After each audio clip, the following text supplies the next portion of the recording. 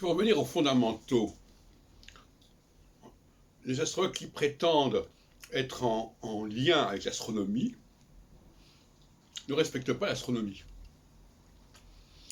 Parce que c'est bien gentil de vouloir utiliser les nouvelles planètes au-delà de Saturne qu'on a ignorées et donc qui n'ont pas pu nous imprégner culturellement pendant des millénaires.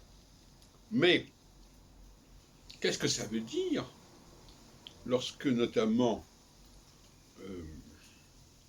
déjà avec Albumazzar, on considère les conjonctions planétaires.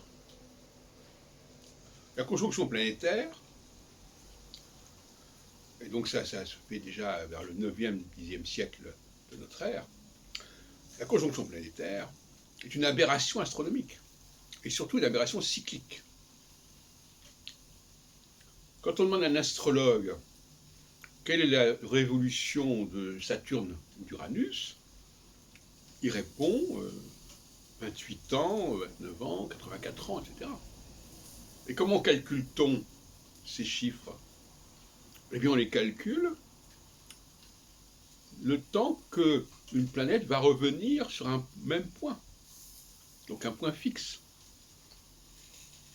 Donc, ils utilisent la notion de cycle pour la subvertir, puisque, par exemple, pour Barbault, le cycle de Saturne, ça n'existe pas. C'est le cycle de Saturne et de Neptune, qui est de 36 ans et non pas de 28 ans. Pour Albumazzar, c'est le cycle de 20 ans entre Jupiter et Saturne. Et donc finalement, là, il y a une hérésie astronomique qui fait que ces astrologues qui prétendent suivre pas à pas l'épistémologie de l'astronomie se moquent du monde. Hein? C'est pour ça que j'ai toujours pensé, et déjà en 1976, il y a 45 ans, dans Clé pour l'astrologie, qu'il ne fallait absolument pas considérer les couples planétaires.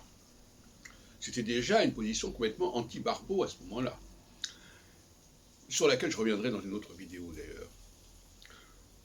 J'ai considéré qu'il fallait étudier le passage de Saturne sur des points fixes. Alors, par la suite, bon, alors les points fixes, ça peut être donc les axes équinoxiaux et solsticiaux, l'axe Bélier-Balance et l'axe Cancer-Capricorne. Je vous invite donc à relire Clé pour l'astrologie, qui est en ligne. Il y a une réédition en 93 d'ailleurs. Et puis, il y a aussi la possibilité de considérer les rapports entre les planètes et les étoiles fixes. Parce que n'oublions pas que l'astrologie est née de ce différentiel entre planètes et étoiles fixes. Et alors, les planètes, on les appelait les étoiles. Donc, à un moment X, les planètes se confondent avec les étoiles. N'est-ce pas? On arrête, c'est un cliché. Ce n'est que dans le temps qu'on s'aperçoit qu'il y a des étoiles qui sont errantes, qui ne sont pas fixes.